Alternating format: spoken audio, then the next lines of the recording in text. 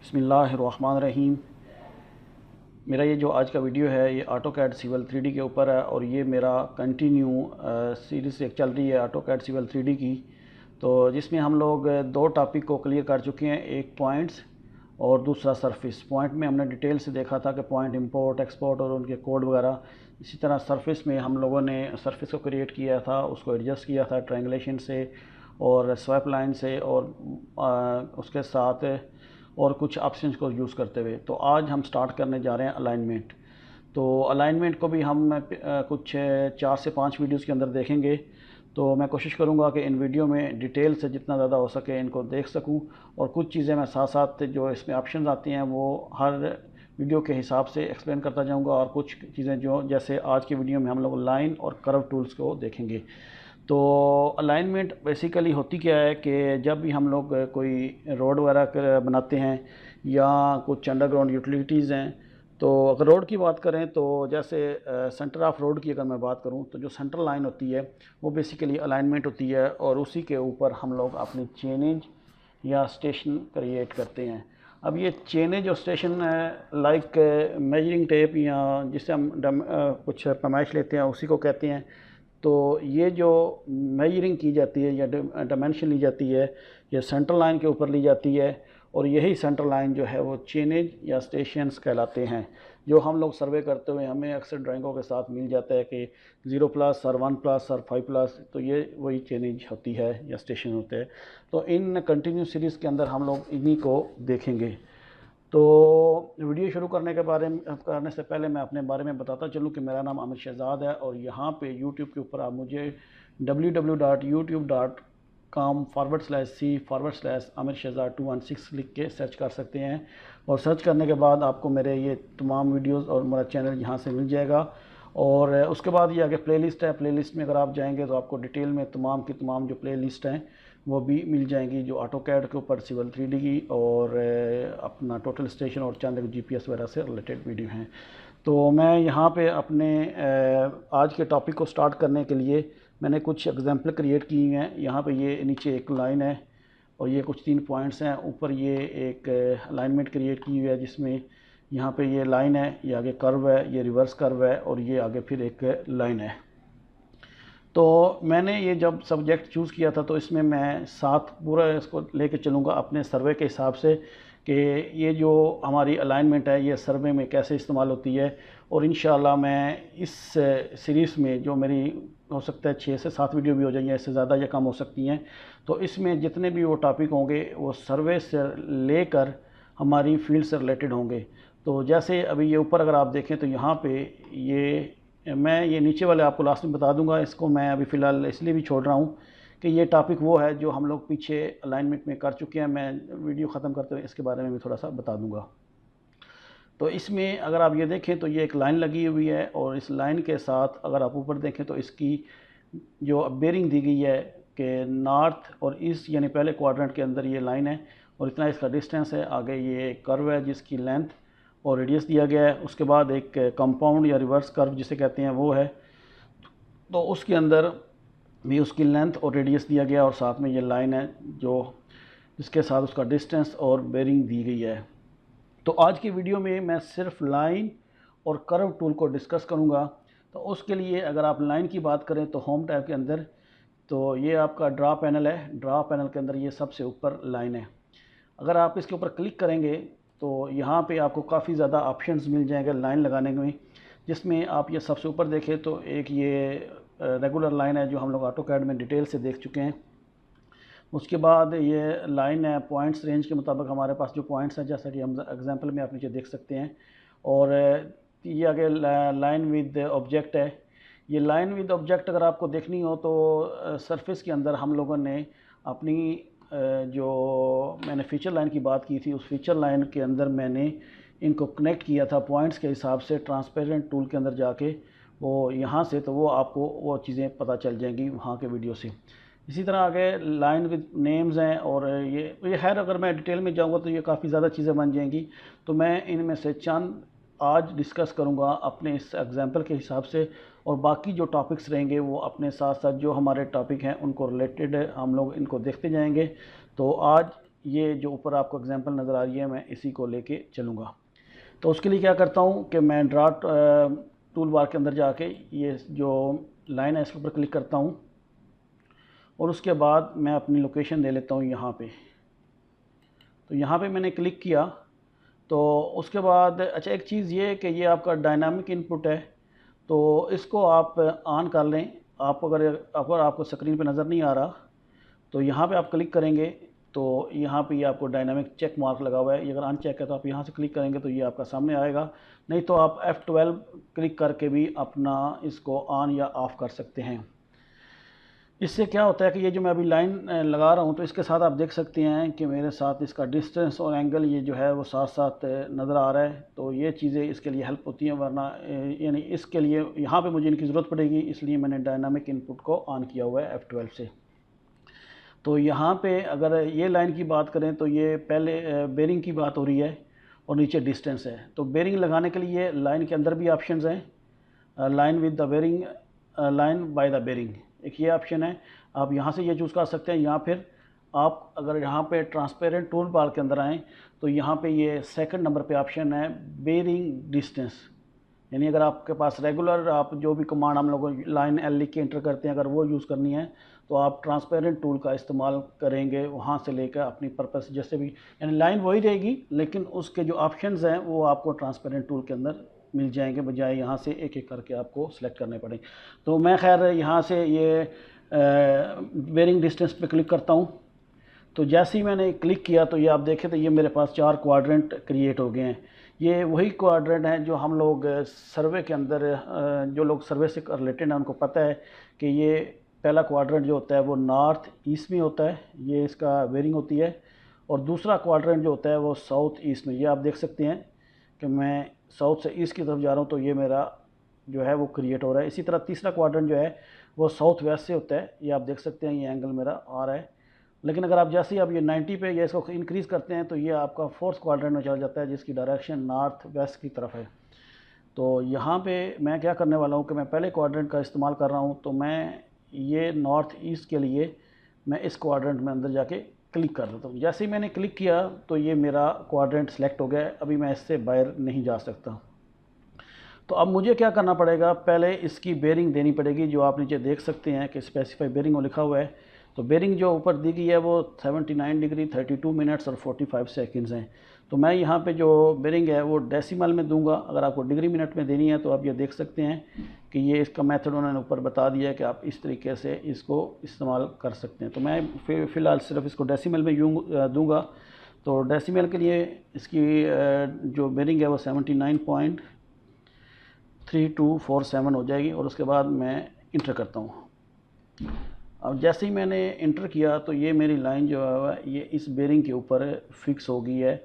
अब इसको मैं ऊपर नीचे कहीं भी मूव नहीं कर सकता। अब इस बेरिंग के ऊपर मुझे अपना डिस्टेंस देना है। डिस्टेंस कितना मेरा है, जो ऊपर आप देख सकते हैं 150 है।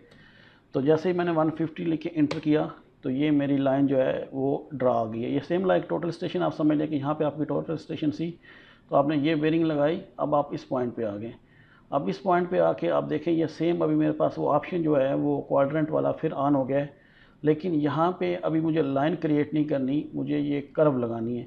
तो उसके लिए मैं अगर एक बार एस्केप प्रेस करूँगा तो ये जो मैं ट्रांसपेरेंट टूल के अंदर की कमांड थी उस ऑप्शन से मैं बाहर आ गया हूँ। अब ये देखिए अब मेरे पास वो ऑप्शन ख़त्म हो गया है, और अगर मैं दूसरी बार एस्केप प्रेस करूँगा तो मैं इस कमांड से टोटली बाहर आ जाऊँगा।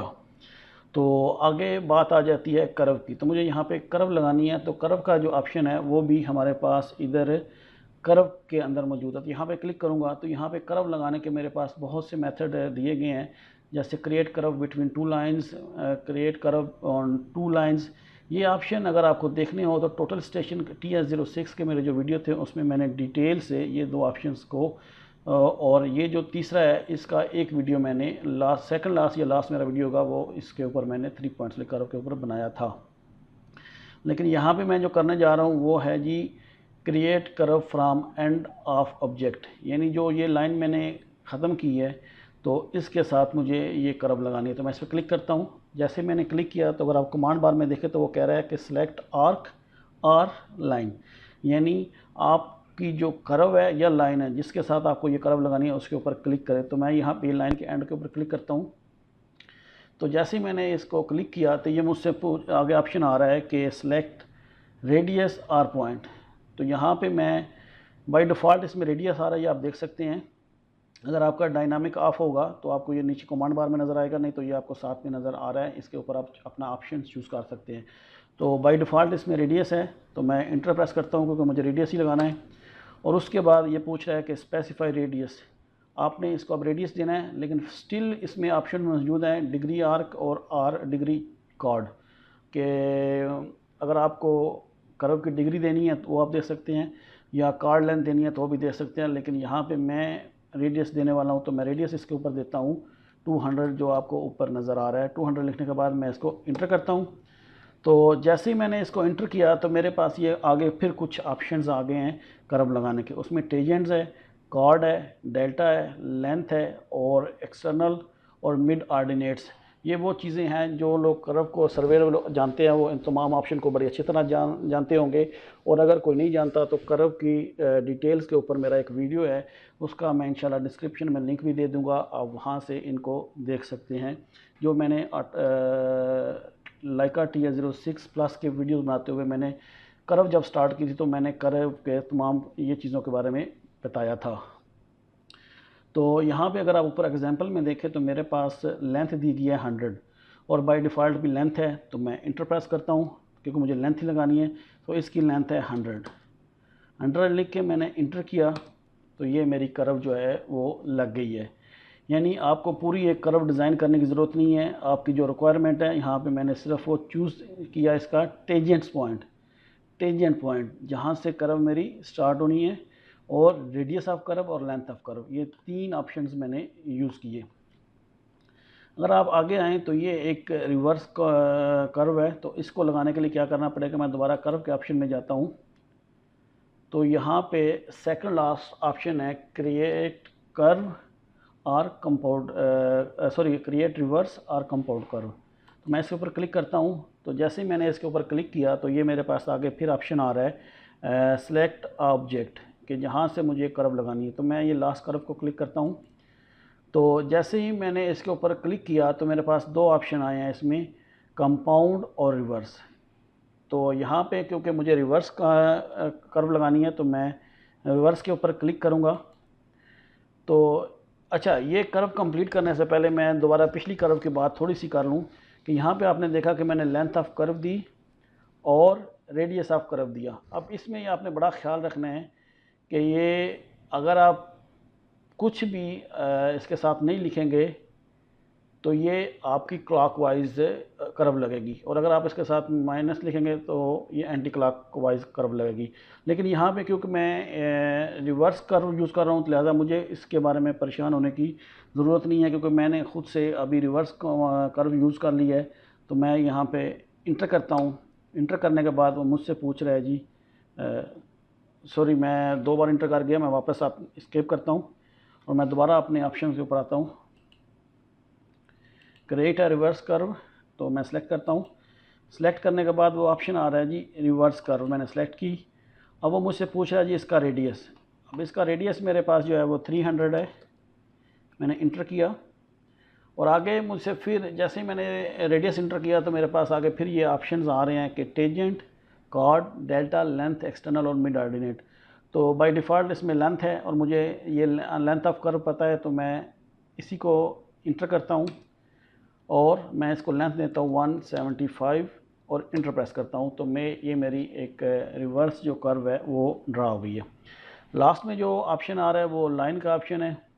एक तो सेम मैं पुराने तरीके से इसमें वो बेसिक लाइन सेलेक्ट करूँगा और यहाँ से ट्रांसपेरेंट टूल के अंदर जाके इसकी बेरिंग दे देता हूँ, तो ये मेरी लाइन ड्रा हो सकती है। नहीं, उसके अलावा अगर मैं लाइन में जाऊँ तो ये सेम ऑप्शन मेरे पास है, create a line from end of object. यहाँ से मैं सेलेक्ट कर सकता हूँ। अगर आप ये सेलेक्ट करेंगे तो आप ऑब्जेक्ट सेलेक्ट करेंगे और उसके बाद आपको बेरिंग देने की ज़रूरत नहीं है। क्यों ज़रूरत नहीं है? क्योंकि ये टेंजेंट्स पॉइंट्स खुद से वो क्रिएट कर सकता है। सिंपली आपने यहाँ पे इसका 65 जो आपका लेंथ है वो आप देंगे। और इंटर, तो ये आपकी ऐसे बिल्कुल सही लाइन लग जाएगी। तो इसको अगर आपको चेक करना है तो आप चेक भी कर सकेंगे। इसका दूसरा ऑप्शन मैं ये इसके बाद में आपको बताता हूँ। तो अगर हमने इसके ऊपर ये जो हमारे पास अगर हमने इसके ऊपर ये अपने डायमेंशन वगैरह शो करनी है, तो उसके लिए मैं नोटेशन में जाऊँगा। ये जो हमारे लेबल्स लगाए गए हैं, लेबल यानी बेयरिंग और डिस्टेंस या लेंथ और रेडियस वगैरह, तो इसको अप्लाई करने हैं इस लाइन के ऊपर। तो उसके लिए आप अगर एनोटेशन के अंदर जाएंगे तो ये ऐड लेबल का ऑप्शन है, इसके ऊपर क्लिक करें। तो जैसे ही ऐड लेबल के ऊपर आप क्लिक करेंगे तो सबसे पहले आपके पास ये फ्यूचर का ऑप्शन है, इसके ऊपर आप क्लिक करें तो ये आपके पास बहुत सारे ऑप्शंस आ जाएंगे। लेकिन यहाँ पे मैं बात कर रहा हूँ सिर्फ लाइन और कर्व की, तो मैं लाइन और कर्व सेलेक्ट करता हूँ। तो जैसे ही मैंने लाइन और कर्व सेलेक्ट किया तो उसके जो ऑप्शंस हैं वो मेरे पास ओपन हो गए हैं। तो यहाँ पे ये सेगमेंट्स की बात हो रही है, तो मैंने क्योंकि एक एक सेगमेंट्स को डायमेंशन देनी है तो इसलिए मेरे लिए ये परफेक्ट है। तो नीचे है लाइन लेबल स्टाइल, यानी जो आपकी लाइन है उसका लेबल का स्टाइल कौन सा होगा। तो उसमें ये ऑप्शंस काफ़ी ज़्यादा दिए गए हैं कि अगर आपको बेरिंग डिस्टेंस ये वो या बेरिंग्स है, अगर आप इसको डिटेल में देखें तो सारे ऑप्शन यहाँ पे दिए गए हैं। लेकिन यहाँ पे मैंने क्या यूज़ करना है वो है बेरिंग ओवर डिस्टेंस, जो ये ऊपर आपको नज़र आ रहा है। तो सेकंड है कर्व लेबल स्टाइल, ये जो कर्व है इसका लेबल स्टाइल चूज़ करना है। तो इसके लिए भी अगर आप इसके ऊपर क्लिक करेंगे तो ये सारे ऑप्शंस आपके पास ओपन हो जाएंगे। तो लेकिन मैंने यहाँ पे क्या चूज़ किया हुआ है, डिस्टेंस ओवर रेडियस, यानी डिस्टेंस ओवर रेडियस। तो ये दो ऑप्शन मैंने चूज़ किया और उसके बाद मैं ऐड के ऊपर क्लिक करता हूँ। तो जैसे ही मैंने ऐड के ऊपर क्लिक किया तो ये जो मेरे कसर की माउस की कसर है ये एक बॉक्स की शक्ल अख्तियार कर गई है, यानी अब मैं जहाँ पे क्लिक करूँगा लाइंस और कर्व के ऊपर वो मेरे लेबल्स आ जाएंगे।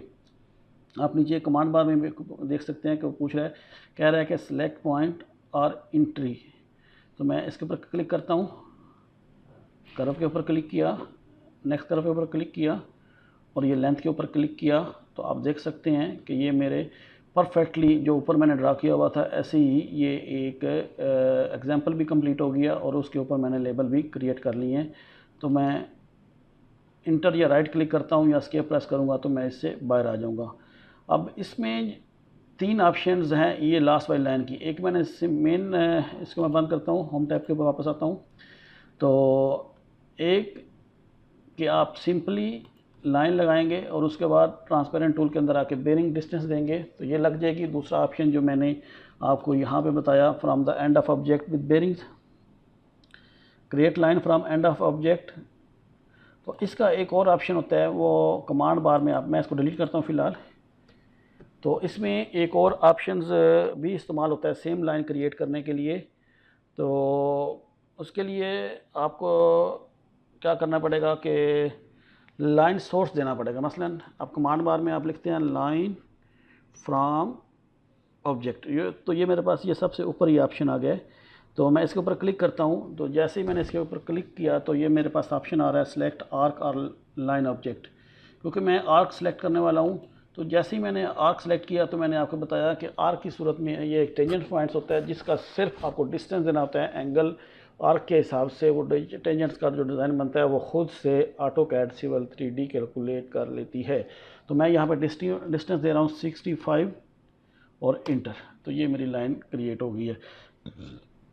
अब अगर मुझे ये लेबल लगाना है या चेक करना है कि ये मेरी लाइन ठीक है या नहीं, तो सेम वही आपको एनोटेशन में जाके ऐड लेबल्स और line and curve, single segment, bearing over distance, distance over radius, जो मेरी डिफ़ॉल्ट सेटिंग पीछे आ रही थी, और उसके बाद ऐड। और ये मेरे पास आप देख सकते हैं कि सेम जो है वो क्रिएट हो गया है। तो उम्मीद है कि जो आज के मेरे वीडियो का टॉपिक था कि हम लोगों ने ऑटोकैड सिविल 3D के अंदर लाइन और कर्व टूल्स को कैसे, असल में मैंने ये तमाम टूल्स की तरफ नहीं गया। जैसे मैंने वीडियो के शुरू में भी एक चीज़ बताई थी कि ये लाइंस वगैरह, तो उसके लिए मैंने क्या किया था कि मैंने ये 3 पॉइंट्स ऐसे ही रफली से ड्रा कर लिए थे। होम टाइम में आए तो यहाँ पे ये लाइंस ऑप्शंस हैं, लाइन बाय ऑब्जेक्ट, तो उसके ऊपर क्लिक करें। तो जैसे ही आप ऑब्जेक्ट के ऊपर क्लिक करेंगे तो ये आपकी लाइन जो है वो, सॉरी ये ऑब्जेक्ट नहीं, ये पॉइंट्स। उसके बाद अगर आप यहाँ से भी ये आपका पॉइंट ऑब्जेक्ट है ट्रांसपेरेंट टूल के अंदर। यहाँ पे आप क्लिक करेंगे तो जैसे जैसे आप पॉइंट्स के साथ क्लिक करते जाएंगे तो ये आपकी लाइन जो है क्रिएट होती जाएगी। इनमें से ये कुछ टूल्स मैंने फीचर लाइन में ऑलरेडी डिस्कस किए हुए थे, तो मैंने कुछ नीचे एग्जांपल क्रिएट की हुई थी, लेकिन उनको मैंने डिलीट कर दिया, क्योंकि अगर आप इनके बारे में जानना चाहें तो मेरे प्रीवियस जब मैंने ड्रॉ किया था टोपोग्राफिक डाटा के ऊपर, तो वहाँ पे ये ऑप्शन मैं यूज़ कर चुका था, तो इसलिए मैंने यहाँ पे इनको डिस्कस करना मुनासिब नहीं समझा। कुछ चीज़ें ऐसी हैं जो आगे आने वाले वीडियोस में यूज़ होंगी, जैसे ये अज़मत वगैरह है या डिफ्लेक्शन एंगल वगैरह है, ऑफसेट है, तो इसलिए मैं इनको फ़िलहाल छोड़ रहा हूँ। इनको मैं आने वाले वीडियोस के अंदर डिस्कस करूँगा इंशाल्लाह। तो आज के लिए इतना ही। फिर भी अगर आपके माइंड में इस सब्जेक्ट से रिलेटेड या जो मेरे पहले वीडियोस गुजर चुके हैं उनसे रिलेटेड कोई भी क्वेश्चन हो तो आप मुझे कमेंट्स में पूछें। इंशाल्लाह मैं कोशिश करता हूँ कि जितने भी जो कमेंट्स हैं उनका रिप्लाई मैं 24 आवर्स के अंदर दे दूँ। और वैसे भी ये वीडियो काफ़ी लंबा हो चुका है, मोर दैन 20 मिनट्स हो चुका है, तो मैं यहाँ पे इसको रोकता हूँ। इंशाल्लाह आने वाले वीडियो में मज़ीद इसको आगे देखेंगे कि ये हमारे जो अलाइनमेंट्स हैं, और यहाँ पे मैं सिर्फ हॉरिजॉन्टल अलाइनमेंट्स की अभी कुछ वीडियो बनाऊंगा, वर्टिकल को बाद में देखेंगे तो कैसे क्रिएट करते हैं। इसके बहुत सारे ऑप्शंस हैं, इंशाल्लाह उनको हम अपनी ज़रूरत के मुताबिक देखते चले जाएंगे। तो अपना बहुत ख्याल रखिएगा, और अगर आपको वीडियो पसंद आता है तो उसको लाइक और शेयर ज़रूर करें, क्योंकि यही मेरे एक आप लोगों की तरफ से सपोर्ट्स होती है। तो इनको और जहाँ तक हो सके तो इन वीडियोस के साथ साथ मेरे इस चैनल के भी थोड़ा प्रमोट किया करें, ताकि ये मैक्सिमम सब्सक्राइबर मुझे मिल सके। तो अपना बहुत ख्याल रखिएगा। अल्लाह हाफिज़।